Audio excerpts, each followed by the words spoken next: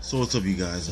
We lost to the Golden State Warriors, but let me tell you why we lost. Number one, it was coaching.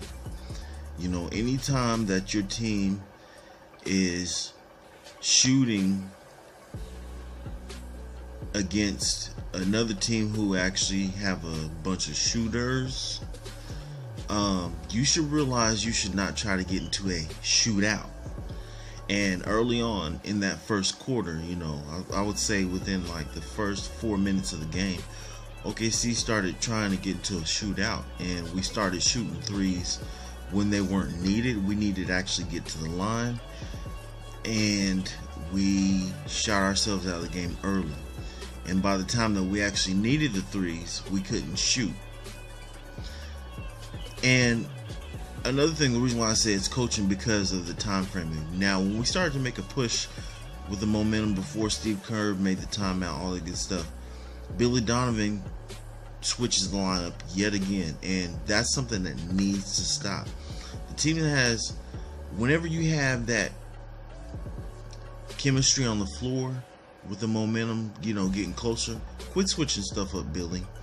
Another thing, you aren't utilizing Nerlens Noel correctly. You aren't utilizing Deonte Burton and his play correctly.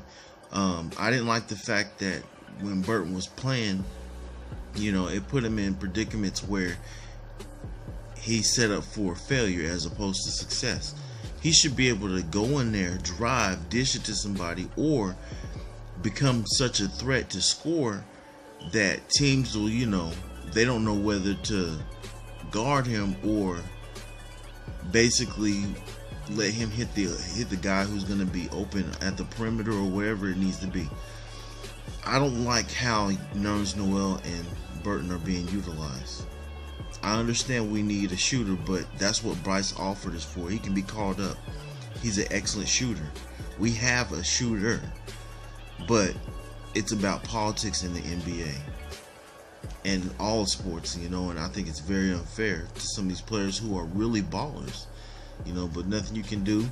If you guys want a very known shooter, they could have picked up, who was that off of San Antonio? They could have picked the guy from San Antonio up. He was a decent shooter. It just is what it is. We fell flat. We couldn't make shots, and this is different as opposed to Indiana. Indiana game, the last minute or whatever, George got fouled 2 or 3 times, and they didn't call it, especially on those 2 screens. But the thing about George and Russell Westbrook, every time they get fouled, they stop playing, and they, when teams get out and transition on them, it's like a 4-2 player advantage, and it's not fair, because they aren't playing through all of that. You guys have to play 100%. Quit worrying about if you're getting a foul called or not. You have to play 100%. It creates a disadvantage. Teams gain momentum, and we end up losing because of that. You have to play. This is part of the game. Even though the odds are stacked against us because of the calls from the refs. Some of these games are rigged. You can just kind of tell. It just is what it is. But we have to play together. We have to quit worrying about getting calls for fouls, because that puts us behind the 8 ball even further. In order to get on track, first of all, we have to realize, like I said at the very beginning of this season, we are not a 3-point shooting team. You drive. If you need 3-point plays, you get a foul. You drive to the hoop, get a foul. Just play like LeBron does. That's all LeBron has done his whole career. He's not a great post-up player. He's not a great 3-point shooter.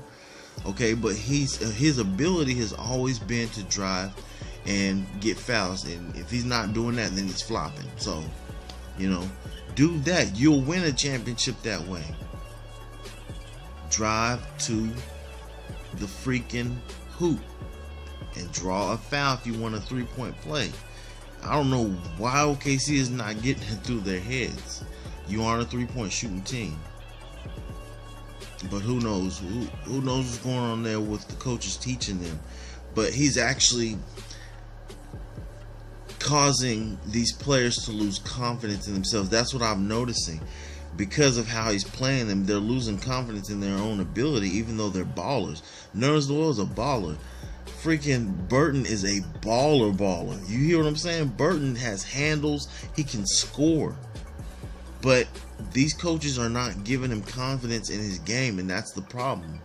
And when we don't have confidence in our bench, like when bench players don't have confidence in their game, it makes it very difficult to win and to actually score for them. So the very first game that I watched, or should I say the first game, but the game where we won by 28 against Golden State, Nerlens was used correctly. You know, Burton was brought in late in the game, but he still scored. You know, and Nerlens is a huge factor. That's why they went and got Bogut, because they knew Nerlens Noel was going to be a problem. How are we going to be able to penetrate against a freaking ball stopper like that?